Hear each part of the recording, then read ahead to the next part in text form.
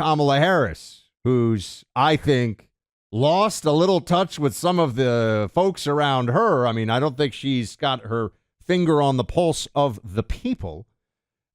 She was at where this was the this was actually from this is from last Friday, the Essence Festival of Culture. It is a very tough thing to say this is the most Kamala Harris clip of all time, because there's some amazing ones. I can't tell you definitively, Clay, that this is the best Kamala clip of all time. I can say it is top 10, and I might make a case for top 5. We want to share this with everyone.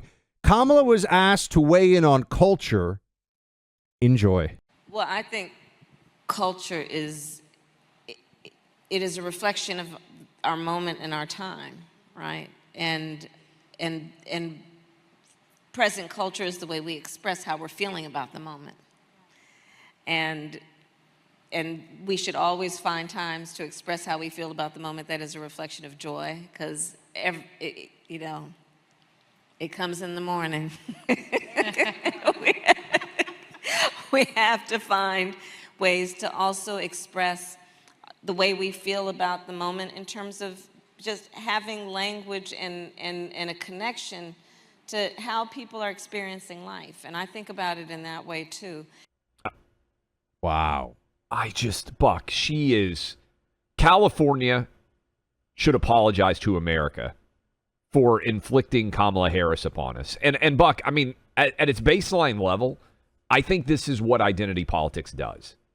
It puts people in positions that they are not capable of doing the job because somebody has decided based on their identity that they should be the representative. And Kamala Harris is only there because she is a black Afro-Caribbean, like half Indian, I think, black Indian woman. She has no ability to do the job that she's in. That's the only reason she's there, because California decided, the Democrat Party, this is one-party rule, this is what happens. She is a good symbol.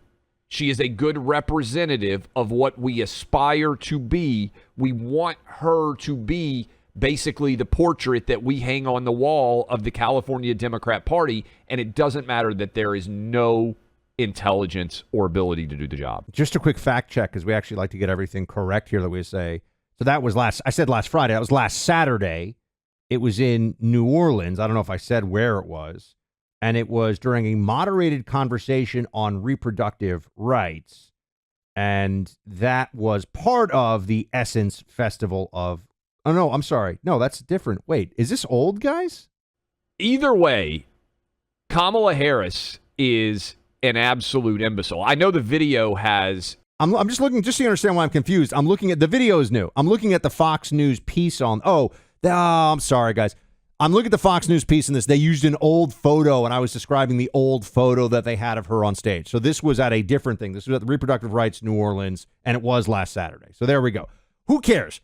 I just want to get it correct. The point is, if Kamala Harris were just a mediocre Democrat politician, then I would really be worried that I would lose my bet to you, Clay, and that Joe Biden would step down. There'd be a Democrat primary, and they would go for it, because the ascendancy of the vice president, I think, would be likely assured in that situation.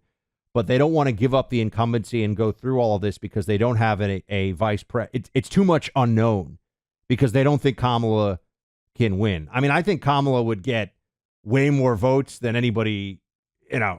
She'd get a lot of votes from Democrats who will just vote against Trump, assuming Trump's the nominee. But she is a particularly weak politician, is the bottom line. People look at these clips and they say, what is going on?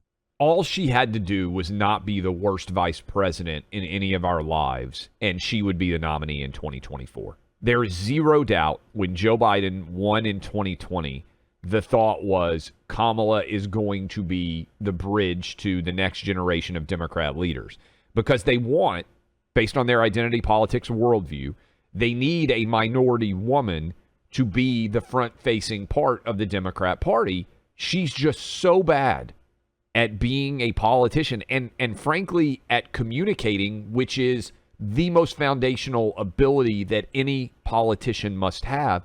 It's all nonsense. Buck, the funniest thing to me about that clip, as bad as it was, is when you watch the video, the other two people on the stage nodding and reacting to her as if she's saying something profound, which ties in again with that power dynamic that we were discussing with Cuban, which is all these politicians surround themselves with sycophants, and as a result, you don't have any real trust or reality about how you are appearing on the American public stage. Weigh in on this one for us, folks. Is that your favorite Kamala clip? Are there others? I remember there was the one about like the moon and the stars, and wasn't there one about a yellow school bus? And there have been some true Kamala moments. The laughter, too, Buck, is so strange and out of place whenever it happens. I don't even know what she's talking about when she says when you wake up in the morning. I think it's a nervous. She does a nervous laugh. Like some people laugh when they're nervous. It's not a this is funny laugh because there's not. You know what I mean? So yeah, that's just the way that she is. But it's pretty remarkable.